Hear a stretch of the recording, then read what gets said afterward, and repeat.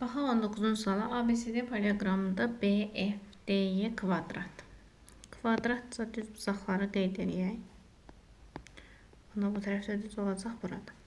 Və BC 14. BC tərəfi 14. BY 6-dır. BY 6-dır. ABCD paralleloqramının perimetrini tapın.